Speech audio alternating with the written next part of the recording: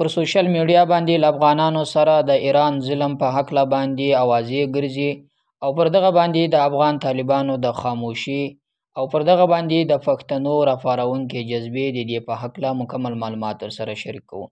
سلام دوستانو، ستړي مسئ، ښه راغلاست.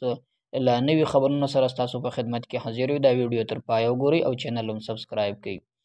داسې له پرون راهیسته پر سوشل میډیا باندې پر خواله رسنیو باندې یو داسې اوازې ګرځي چې په ایران کې له افغانانو سره داسې ظلم شوی چې تر 300 نفرو پکې شهیدان شوي دي او په دغه افغانانو کې سپین سرې او کوچني واړي ماشومان هم دي چې هلته هغه د قاچاق له لارې له افغانستان څخه و ایران ته اوښتل د خپل روزګار د خپل کاروبار لپاره.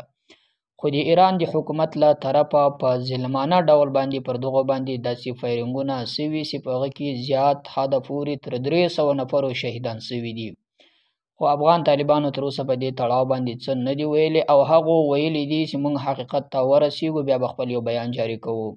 خو پر دغه حق باندې پښتون قوم یو داسې غوسې ته رسېدلی چې له افغان طالبان څخه یې غوښتي دي چې تاسو پر دغه ظلم باندې ولې خاموشه یاست. د افغانستان ویان ذبیح الله مجاهد پر خپل ټویټر ایکس پاڼه باندې لیکلي چې تر څو پورې مو تحقیقات نه یې کړي نو غندنه هیڅ معنا هم نه لري. له پرون راهیسته تحقیقات شروع دي او موږ ته دغه معلومه شي چې په کوم ځای کې دغه ظلم شوی ده او ولې شوی ده. نو له پوره تحقیقات وروسته به دغه جدي اقدام وکړو او ایران ته به سخت غاښ ماتونکی جواب ورکړو.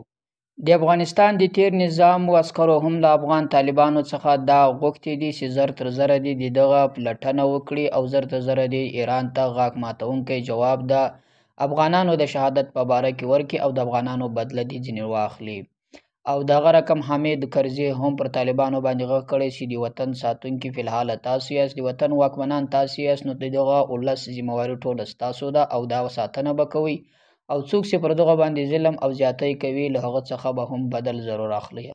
د افغانستان حکومت تر اوسه پورې تر دې حده پورې خاموشه ده. هغه وایي چې تر دې وخته پورې موږ ته عیني شاهدان نه دي رسېدلي، نو ځکه موږ داسې جدي اقدام تر غور پورې نسو کولی چې تر څو مې د دې جدي پلټنه نه یې کړې. ذبیح الله مجاهد وایي چې دا واقعه موږ کله په حقیقت باندې ورسوو که چیرې رښتیا داسې اوسي افغانان 300 شهیدان شوي دي بیا به موږ ضرور له ایران څخه خپل بدل اخلو. ذبیح الله مجاهد ویلي چې افغانانو هیڅ کله خپله بدله نه ده پرېښې چې د سر په بیه اخلي هم به له دغه ایران څخه اخلي. منظور پښتون هم بیان جاری کړی او په هغه بیان کې د افغان د شهیدانېدو په هکله سخته خواشیني څرګنده کړې. منظور پښتون د ایران له حکومت څخه غوښتي چې زر تر زره د ظلم د افغانانو پر مخ باندې ودروي. منظور پښتون پر افغان طالبانو باندې غږ کړی ده چې دغه افغانانو ته په خپل هیواد کې د کار زمینه برابره کړي. که چیرې تاسو د کار زمینه نه برابروي دا خلک مجبور دي چې په قاچاق لارو به نورو هیوادونو ته واوړي او له هغه سخت ناورین سره بیا به مخ کیږي لکه داسې ناورین سره چې 300 نفره شهیدان دي پکې. منظور پښتون وایي چې نړیوال دسیسه جوړوي چې د پښتنو قتل عام پکې شروع ده او هر کس پر دې باندې خاموش ده. هیڅوک د پښتون د قتل عام لپاره आवाज نه اوچت کوي.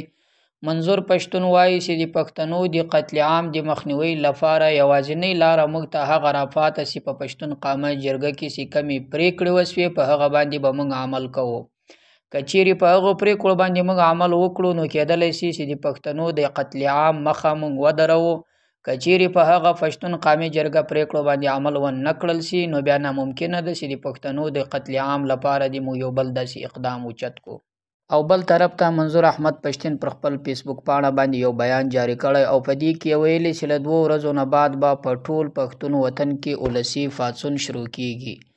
منظور پښتون ویلي چې په قومي جرګه کې چې کمې پریکړې وکړل شولې هغه به ټولې عملي کیږي.